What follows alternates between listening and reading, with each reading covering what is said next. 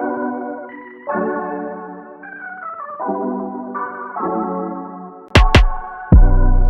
everyone, welcome to another episode of Creative Belief. This podcast is a curated collection of conversations with creatives who believe that creativity can change the world.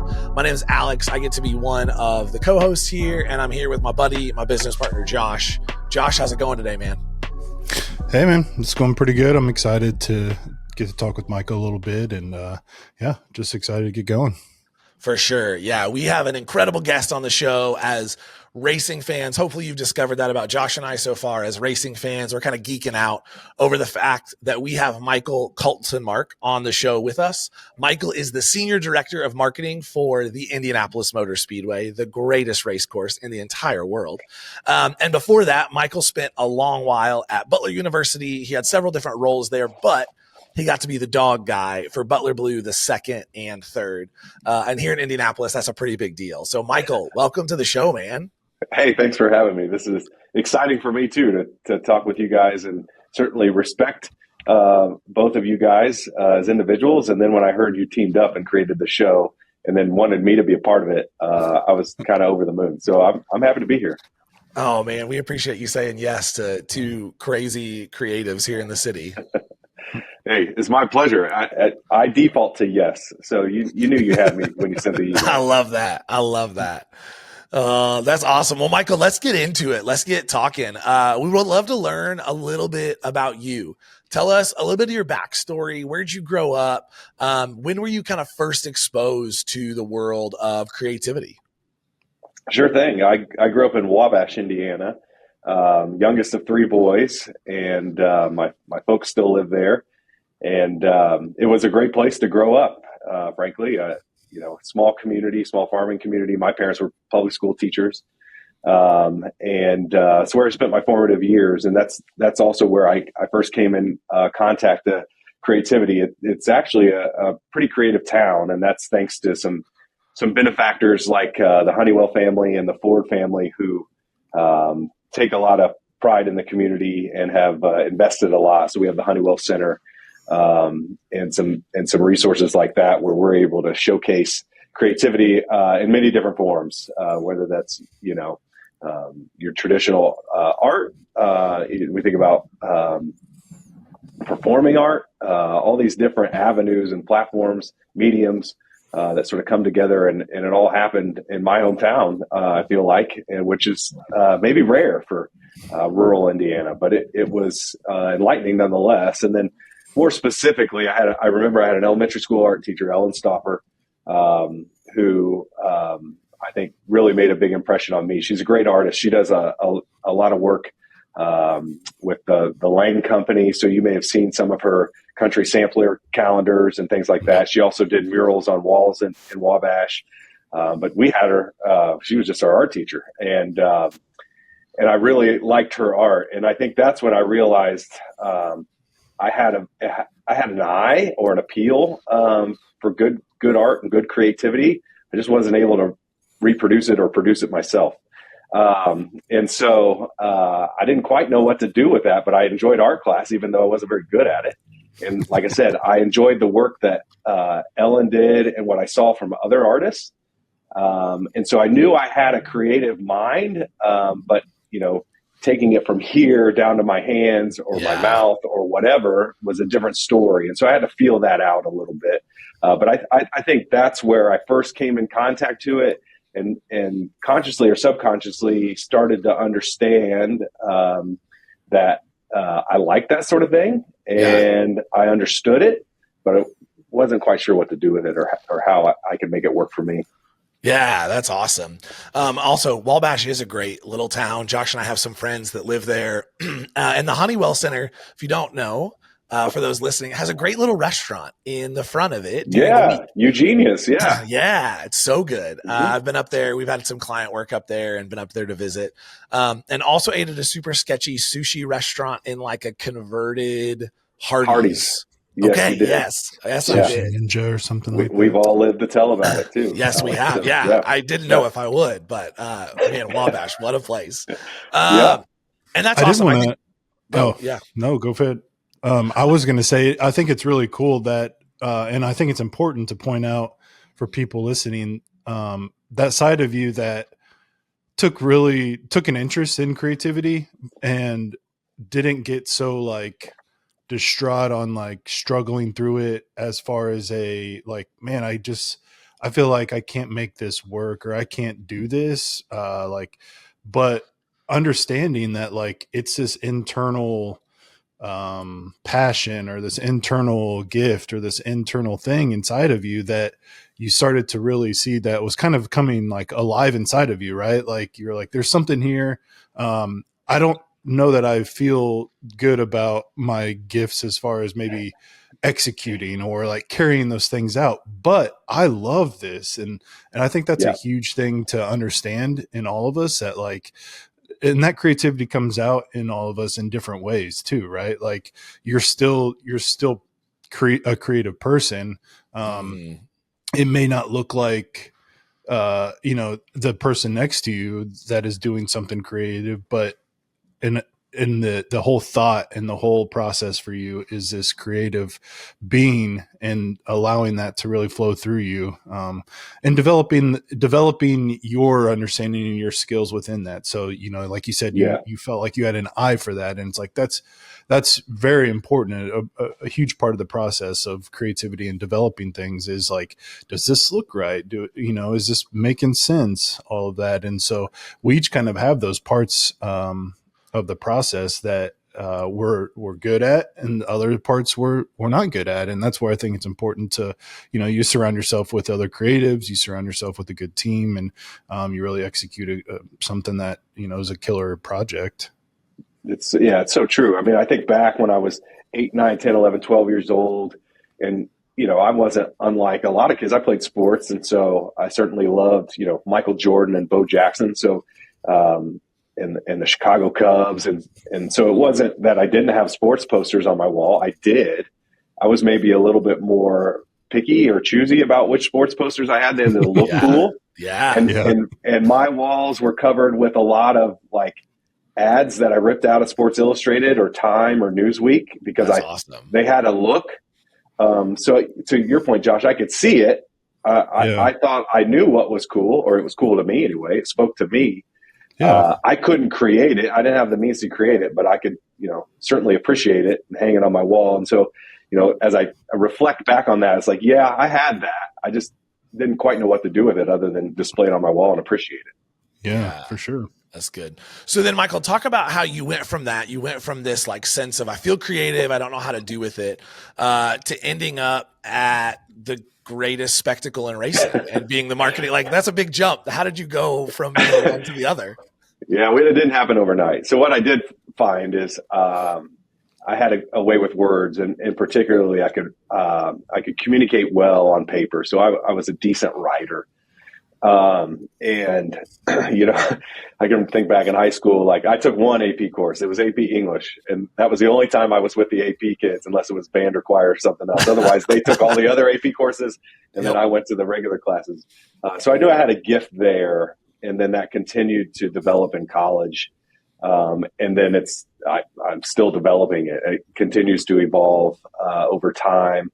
But this, this ability to write well and communicate well in general has served me well. So that led to a role. I should back up. It led to a major in journalism and public relations. And I chose that at Butler University because I thought I wanted to get into motorsports PR. And I did. That was a goal of mine. And so I did an internship with Newman Haas Racing while I was in school. And that was everything I wanted it to be. And not only did I get great experience there, but I was able to make some contacts within the industry. And so before I even graduated, I had 2 job opportunities in motorsports. One with Walker Racing, and then another with Kart or Champ Car, whatever they were called at the time. Yeah. And this was, again, before I graduated. And, as you know about racing, we just hung up the cleats and the football helmets. So it's time to fire up these engines and get on track, right? And so they were like, "Hey, we know you're not quite done with school, but can you start working?" And I thought, well, yeah, I can.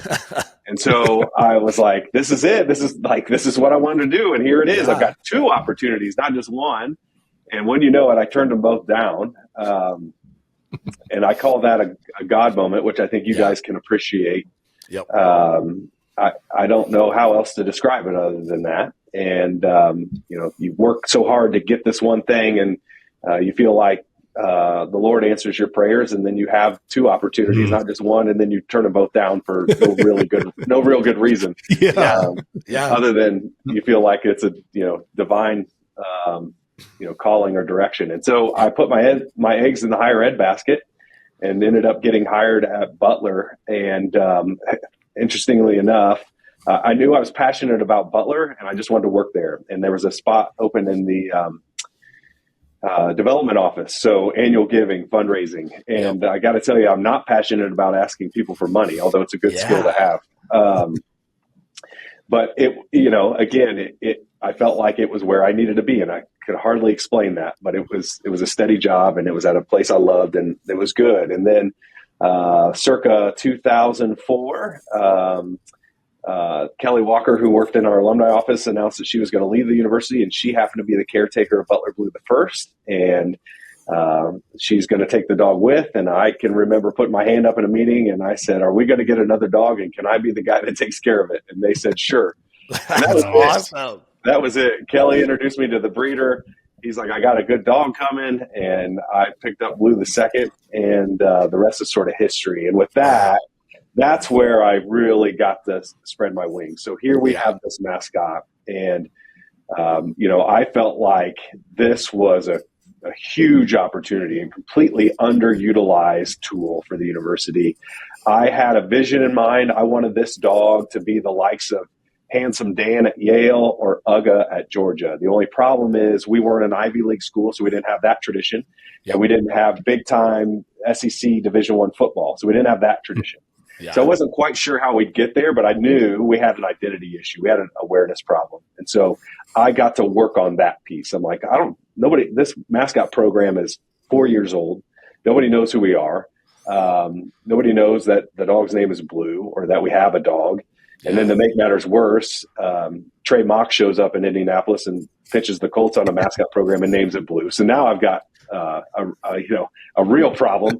Right. I'm talking about an identity crisis. Like, I'm trying to build this brand for this dog, and then this other mascot comes in town and calls himself Blue. So I just got to work. I just put my head down and took that dog to everything, tried to build his awareness, and then build his persona.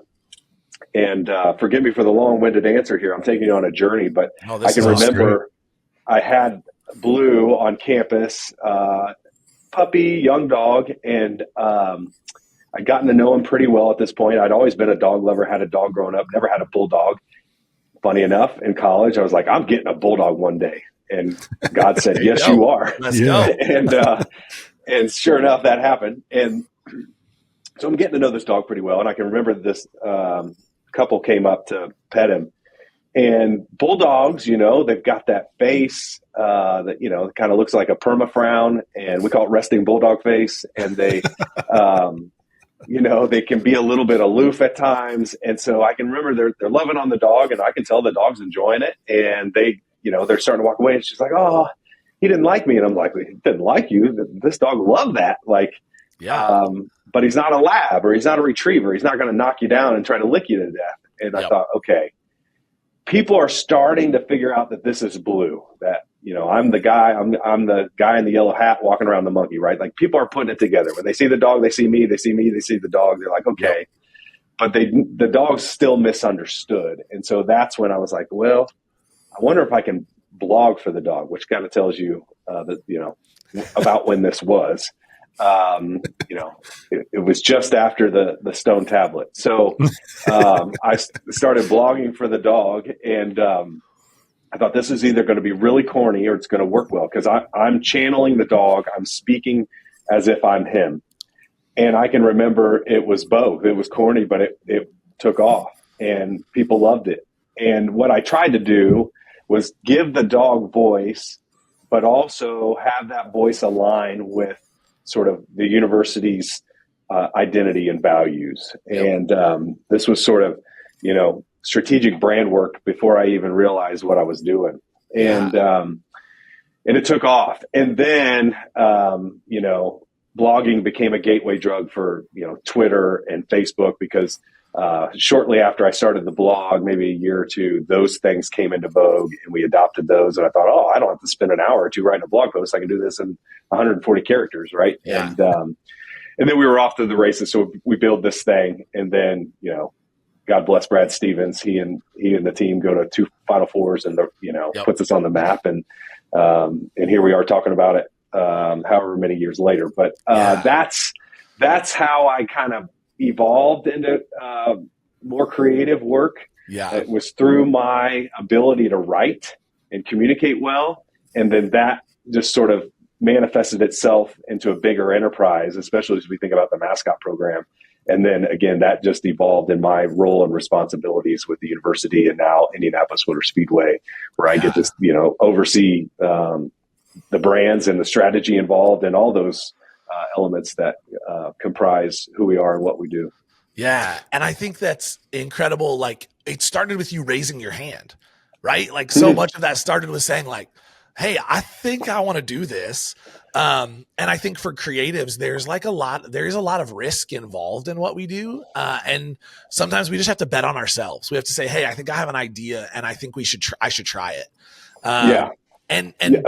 Yes. Because as you guys helped me prepare for the show, one of the things you said to me was,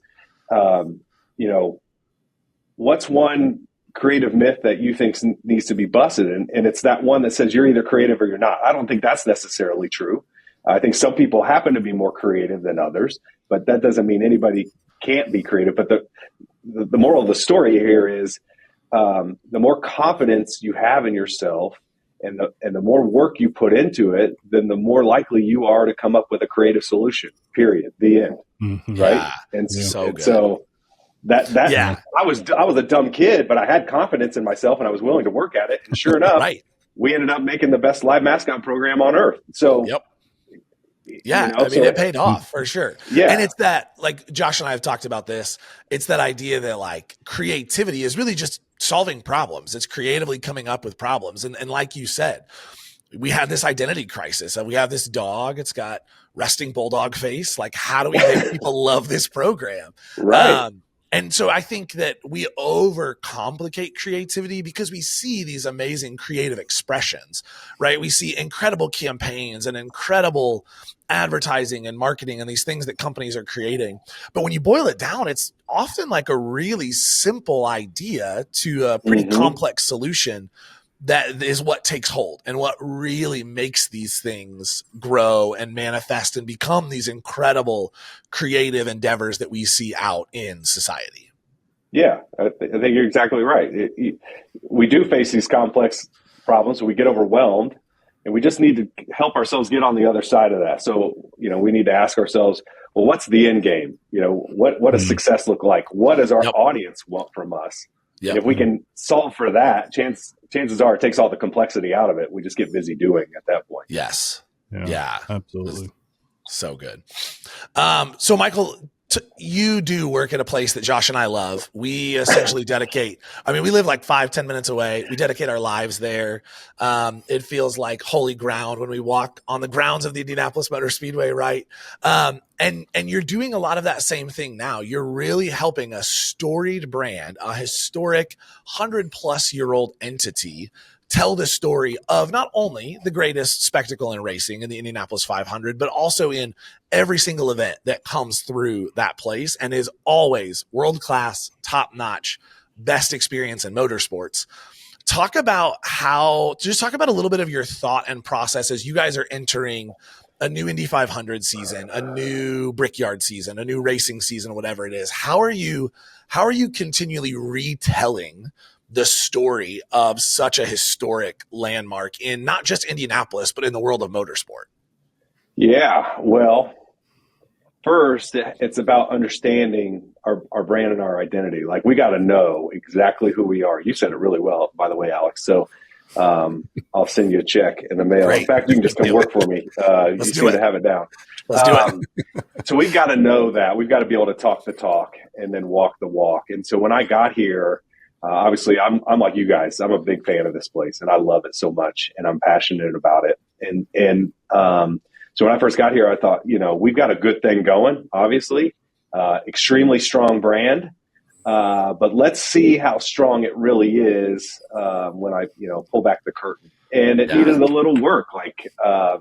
It had been several years since we, refreshed the brand guide. And so I went to work, not necessarily rebuilding, just sort of putting pen to paper to help us quantify who it is we are now in the mid 2020s. And just making sure that it resonated with what our audience thinks about us and the market research that we have. And so we got to work on that. And meanwhile, the racing doesn't stop. To your point, you've got the Indy 500 and the Brickyard and all these things. And so that was pretty simple. That was making sure that we were, to your point, living up to our brand promise, which is, the racing capital of the world. And so, I made sure that our team understood that, and we made good on that when we went out and promoted those events and then executed them.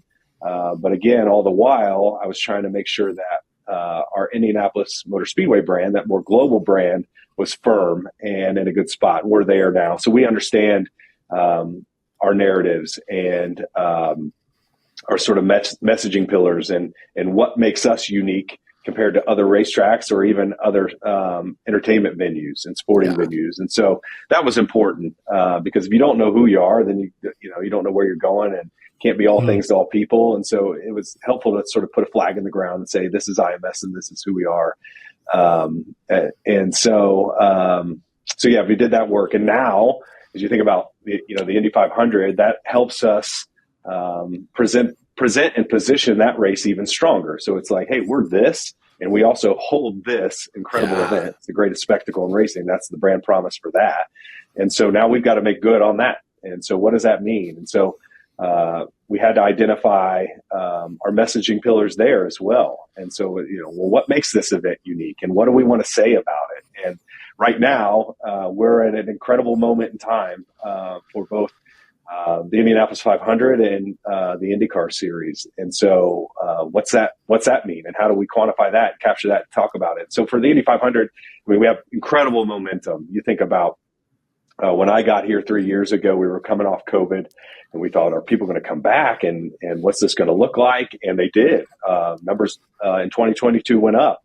Yeah. And then we threw the checkered flag and started a renewal period, and renewals were up for 2023. And then we thought, well, when's the bottom going to drop out? And it didn't. It just kept going up, and we had more people in 23. And then last year, we had more people the same deal. And so we keep looking at each other and like, when are people going to stop buying tickets? Unfortunately, they haven't. And we think this year we may actually sell the event out for the first time since 2016. And so, so you've got ticket sales, but then you've got TV ratings that are higher than they've ever been. You've got merchandise sales that were as high as they were in 2016 for the 100th running. You've got qualifying speeds faster than they've ever been. So this thing feels like it's got a ton of momentum. So now it's on us to not screw it up, right? We've got to tell that story and get people to feel that with us, to make them believe like, look, you're either here or you're not. And then, so that's messaging pillar number one. And then number two, this thing is always epic, right? You guys understand that. It's on a scale unlike anything else in the world. Yeah. It is epic. 350,000 people, largest sporting event in the world, largest sporting venue in the world. When we have the race, we become the second largest city in Indiana with the state's busiest emergency room. Like, there is nothing on the planet that happens quite at this scale. Yep. And it truly is a spectacle. So it's epic. Like, there's just no way around it. Whether you've been coming for 50 years or this is your first year, you're going to feel that when you walk in the gates. We can promise you that. And then not only is it epic, like, you're like, oh, 350,000 people. Like, maybe that's too much for me. I might get lost. And it's like, well, hold that thought, because this thing is also extremely unique. And I talked about ways it's unique. It's unlike anything else. But it's also unique in the sense that when you come, you're going to have a story to tell. Again, if you've been coming 50 years, you've got a story from every every one of those 50 years. And if this is your first year, I guarantee you're going to walk away with your own story. It might have something to do with what's on track, but chances are it's going to be something about, something you witnessed, or, the way somebody was dressed. Sounds and smells. Exactly. Right. It truly is a spectacle. So it's unique. It's going to provide a unique experience, second to none, best in class. But it's going to be unique. And then finally, tradition, right? We have you do this 108 times. You've got tradition. And we know those well, right? We've got the milk and the bricks and the wreath and the board and all these things. What I challenge my team with is, yes, let's uphold those traditions because that's what our core fan wants. But let's not do so to the point of detriment, because you know how people can hold on to traditions too tight, right? Like, these are mine and we don't want any change. And I'm not really talking about change. What I am talking about is accessibility. So we can't talk about our traditions in a way that our new fans feel cut off from them. So we've got to talk about them in a way that the milk is for them too, and the bricks are for them too, and that these traditions are something that they can be a part of as well, so that they also want to be a part of them and uphold them and carry them forward. So, so as we think about the Indy 500, that's how we talk about it and position it. And we'll continue to do so until we feel like those messaging pillars, those unique propositions need to change and evolve to continue to speak to our audience and get them coming out. So that's, again, we do that for the Brickyard. We've done that for the Indianapolis Motor Speedway in general. That's sort of where we're at. And so it's getting my team to really comprehend that and then pull it together in the creative, right? So that's how we talk about it. Now, what's it look like? And then how do we deliver it? How do we deliver it both in terms of when you're scrolling, like, how do you see it? And then how do we deliver it on site? Because I tell my team all the time, like, it's great that we can talk about it this way, that we can present it this way, that we can show it this way. And people seem to resonate with that. But when they get in the gates, we've got to prove it.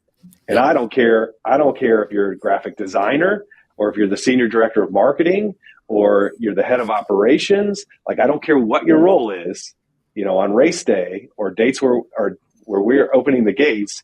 You just got a wing and wheel on your chest, and you got to go out and be the world's best ambassador at the world's greatest race course, right? So that's really what brings your brands to life. Like, people are like, okay, I see it. I think I like this. I want to try this. I go, and it's like, oh, they backed it up. Like, it felt different there. That's what it's all about. Is it May yet? Come on. Seriously, come on. Ooh, as of today, I think it's 79 days till May 1, so we got a little time yet, Josh. I mean, I got chills. No, I was just going to say, so. No, that's exciting as race fans for sure, and to get a glimpse of that. I think one thing that came to my mind too that I wanted to ask you about is all of that is awesome, great, amazing stuff. I think on the other side of that comes a lot of pressure. And I think that there's this aspect of delivering, of executing at a high level. That's when you knock it out of the park, it's the greatest feeling in the world. Yes. Right. Yeah. But what's it like for you to lead a team through those moments where you know what the bar is, you know the standard, you know the expectation, and you know how important it is to deliver on that? And what's it like for you to lead a team like that through those moments when it's difficult, when it's exciting, but knowing that this is the bar and we got to go over it, or we at least have to hit it, right? But you guys always knock it out of the park. But well, it's tough. If I could be real honest with you guys, like, every time we end up selling more tickets than the previous year, the Indy 500, I always think I got to go find something else to do. Like, I got to leave on top, right? Right. Yeah. One of these years is not going to work, and it's like retiring after you win the Super Bowl. Drops mic, walks away. But but here I am, keep coming back. But the numbers, keep bearing out, so it's okay. So if I can be real with you, I have these fears as well. It's like, oh, we just crushed that, like. Yeah. And then you get on the other side of that and you're like, okay, well, we got to do it again. And that's daunting. So again, you try not to make something that's complex or feels complex, too overly complex. You try to simplify it. So it's, one, for my team to understand the brand and who we are and what we're all about, give them clarity and vision on that. It's huge because now they know the playbook. They can own it and believe it for themselves. And then the other piece is like, look, just go out there and provide the experience that you would want to have here, and just do that for other folks. And that's not really that hard. Sometimes that's just, if you see litter on the ground, pick it up and just throw it away. And other times that's like, you see somebody struggling to find their seat. Well, then you don't just show them where it is. You walk them there, and then you ask them like, how they got there, and is this their first race, or have they been coming for years? Like, get to know their story. Like, give them that experience.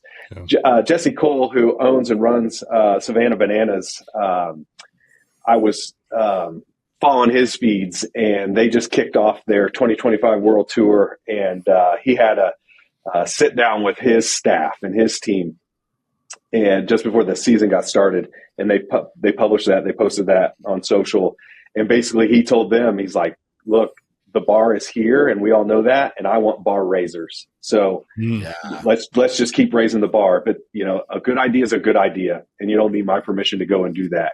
And taking care of people is taking care of people. You don't need my permission to do that. I'm empowering you right now to go out and raise the bar. And so I think it's the same thing here. I try to, be Coach Kaltenmark and just coach them up and get them excited, and then send them out and be like, do what you do and do what we do best, and it'll all work out. I think people see good intention, and I think people see effort. And if you're authentic and you are who you say you are, they'll cut you some slack, if it rains for 4 hours or whatever else might happen. So, or they have to sit in traffic for 3 hours to get out of here.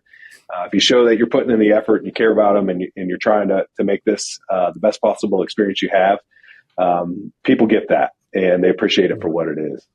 Yeah, dude, that's so good. And if you are listening, you're an Indianapolis 500 goer, and you don't want to sit in traffic at the end of the race, lot 6, Josh and I will be at the camper. We'll have all the food, all the beverages. Just stay and party, right? Fire up the tailgate. Yeah. Yep, man, we get it going after the race just as much as the night before. So, it's like Christmas Day. Why would you want it to end early? Right. I want it to go all day long. Going, right? Yeah, exactly. Michael, dude, this has been like a masterclass, and not just like creativity, but I also think leadership in terms of leading creatives. I think you said something that was so, I think creatives often miss, right? Someone could hear like, I want bar raisers. And people are going to be like, oh, they're going to work me like a dog. They're going to force me to like keep going to press hard. I'm not going to get any sleep. And like those things could be true, but in a healthy creative culture, what you said that I think just stands out so much is go and do your best. Like go and give the best that you have to offer to this brand, and everything's going to turn out okay. And it is probably going to knock it out of the park. And there may be things that we miss. There may be things that are like, that experience wasn't awesome. We didn't tell that part of our story really well. We made fans not feel connected to that milk moment the way we thought we could. Right. But if you gave your best, it's going to be okay. And we're going to learn from that, and we're going to get better. And I think that's the difference in creative leadership that I've had in my life, that has said like, hey, I hired you because you are a capable, creative, talented individual. I want you to give your best. That's all I'm asking, is for you to give your best and go do that. And we're going to work together to hold everything up and bring this thing to life, versus creative leadership that's like, this is the brand. This is the story. If you drop the ball, like you're done. We're all going to fall. It's going to be terrible. Right? Like no one wants to work for that leader.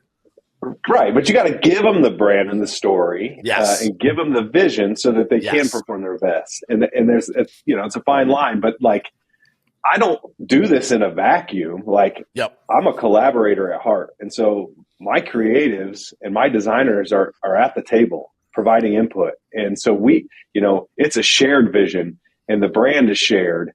And so we all have clarity around that, so then they can do their best. I think that's important too.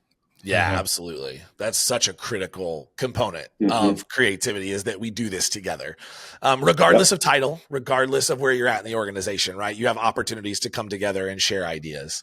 Yes, please. Yes. So Michael, talk about right? The world of, I think, creativity in motorsports is so fascinating just because I think a lot of people may not traditionally say like motorsports is this super creative environment.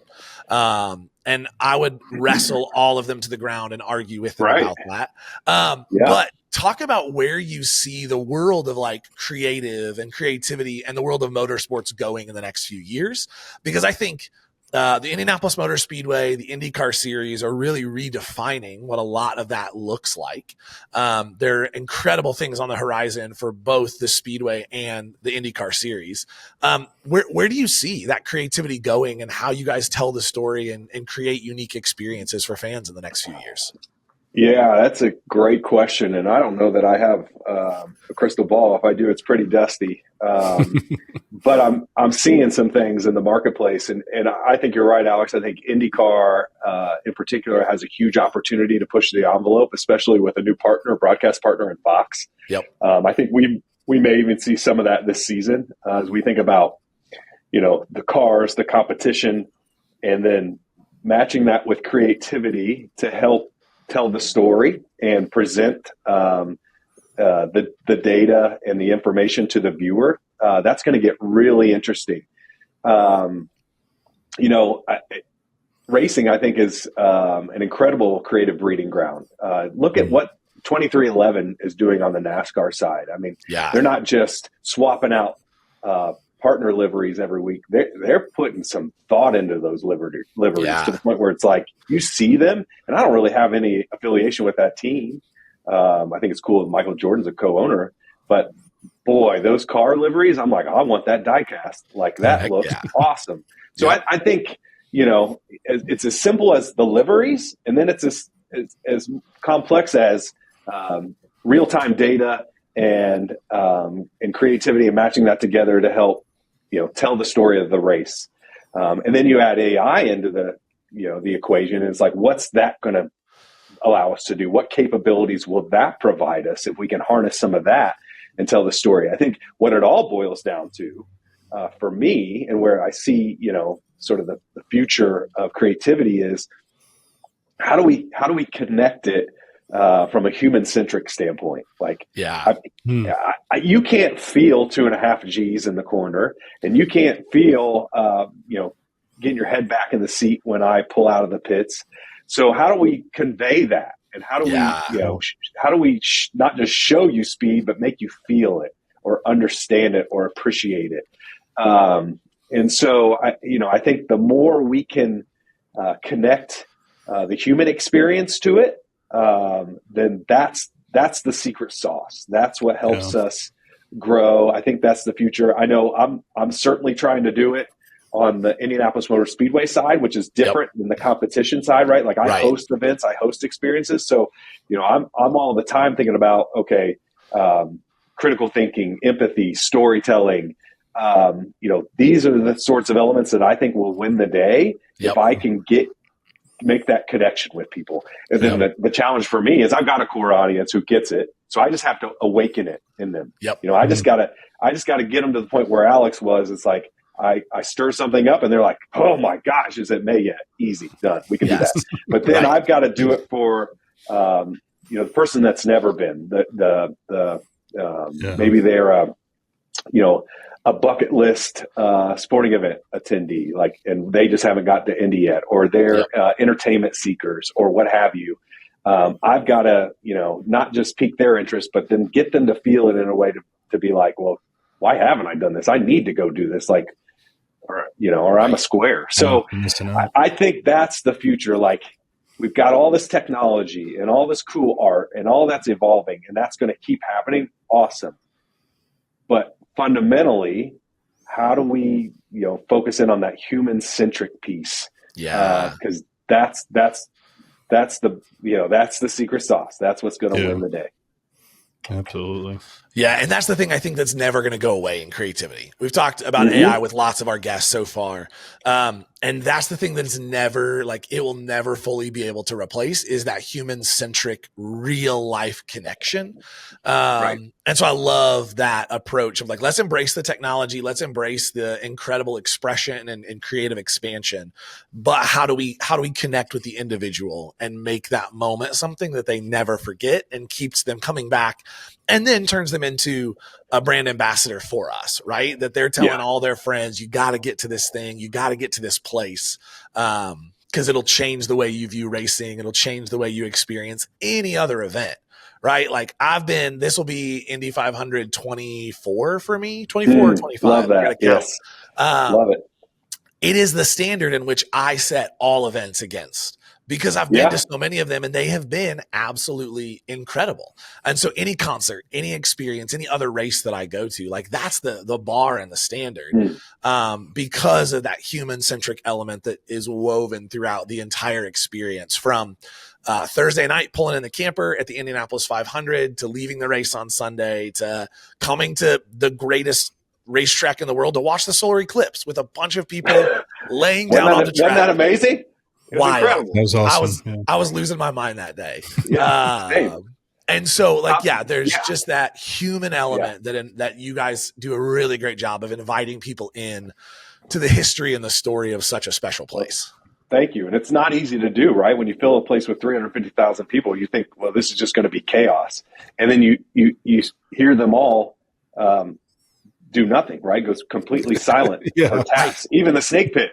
Like, and you're like, okay, there's something here. I once read a book that described the pre-race ceremonies for the Indy 500 as a holy moment in American sport. And I was like, I couldn't say it any better. Like, I cry every year. Right? From taps to singing Back Home Again in Indiana to the flyover, like all of it. Like, even I'm sure your hair's standing up right now. If I had hair, it would be like it is on my arm. Like I've lived it. I'm telling you about it, and I'm still getting chills thinking about it. It's unbelievable. And sometimes it happens in spite of ourselves, but we're going to own it. And try to tell people they got to come experience that for themselves. And so then how do we tell that story? Like, that's what it is. You just like, May, as you guys know, in Indiana is a phenomenon now. So we are constantly scratching our heads like, okay, well, how do we describe that phenomenon? It's like, trying to describe what a, vanilla sundae tastes like to an alien. Like, I don't know. It just is. So it's just vanilla. It's what it is. So that's part of our challenge, is we've got to figure that out. So it's fun to be creative, right? And think about that and pour ourselves into it and have some confidence, and then see what we can come up with. It's a neat exercise. So good, man. That's really good. Yeah, dude, I could talk about this for hours with you. Good, let's keep going. I mean, I'm down. But I do want to ask, what is on the horizon for you? Like, what's coming up? What are you super excited about? Obviously have another Indy 500 coming, another whole season of racing at the Speedway here in 2025 with some awesome events. But what's one or two things that you're like, man, I'm super pumped about this thing that we're working on or that's coming? Month of May in Indy 500. Like, if we can sell this thing out, like, I am bound by Roger Penske and determined by my own volition to just sell this thing out. Like, I really want to do that. That's just the, natural ambition in me, to want to strive for that. And I think it's attainable. So, like, let's go get it. Like, let's see if we can do it. And so I'm really excited about that and hyper-focused on it. As an IndyCar fan, I mean, obviously I get to dabble in that space, but as an IndyCar fan, I'm really excited about what's cooking. I think we're going to look back on this era of IndyCar as a golden era, like we do with some other eras of IndyCar. I think we're going to get on the other side of this era and be like, that was really great. The competition's incredible. We've got a new broadcast partner. Our core of drivers is incredible. We're watching a living legend in Scott Dixon right now. And then you've got guys like Kyle Larson coming over to try and win the Indy 500, who has a legitimate shot. Like, it's just the era of IndyCar that we're living in, I'm not sure people are appreciating it for what it is. And I feel like it's only going to get better. So that's fun. Happy to talk about my pet project, which Josh knows all too well about. And Tell me about it. Getting IndyCar in the trading card space, the hobby. Yes, bro. This was just a passion project. My boys are into collecting cards, and I am as well. That was something I did as a child, and still do as a child at heart with my boys. And so, I've always wanted IndyCar cards, and then Topps came out with the Formula One cards. And what I saw firsthand, in the card shop, Indy Card Exchange, shout out Andy and Jake. I saw people going in and buying and ripping Formula One product, not knowing much, if anything, about the product or the series, and then getting to know everything about it to the point where they watch it and they follow it. And so I thought, there's something here. IndyCar could have this too. And so we sought out to try to get help to make an IndyCar trading card product, and we were able to get with Parkside out in California. They're a relatively new trading card manufacturer. They have a lot of the women's soccer license, and so you may have seen them there. And we're in year 2. Lot of my money. Yeah, the same, Josh. Yeah. And so we're in year 2 of a 3-year deal with Parkside, and I'm excited. Like, it continues to grow. They're getting into the sport. We just released a premium product specific to the Indy 500. And that's starting to land in people's mailboxes now. And Josh and I are getting to see firsthand the response to that. And the cards are incredible. The content's incredible. So it's a true creative outlet for me because, awesome. I love trading cards. I love good design. And so I'm, pushing the envelope. I'm the one, little trade secret here. I'm the one writing all the copy on the back of the cards. I'm the one pulling all the photography. Heck yeah. And then, trying to influence design where I can, even though I know my limitations. And so, last year was a start. It got us into the game. And this year, I think we're really looking to, kind of gain our piece of market share within the hobby, and give IndyCar fans something they haven't had in a long time in a trading card product. And look, if you want to build fans, you got to give them a space to build community. And trading cards are nothing if not, building community, right? Like it's all about trading and building relationships and showing your wares and doing all that fun stuff. So we feel like it's a great communal outlet for our fan base, but then also we feel like it's a great introduction to some people in the hobby who know nothing about IndyCar.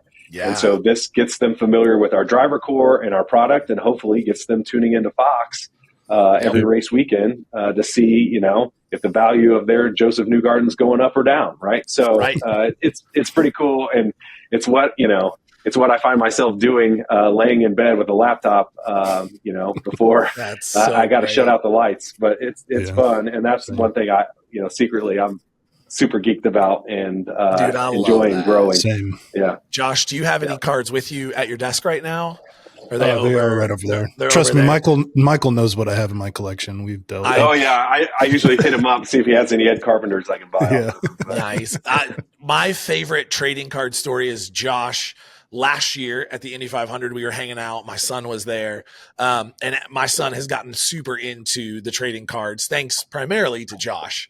Uncle Josh. There's this photo of Josh with his binder open on his lap under a canopy. My son's sitting there with his.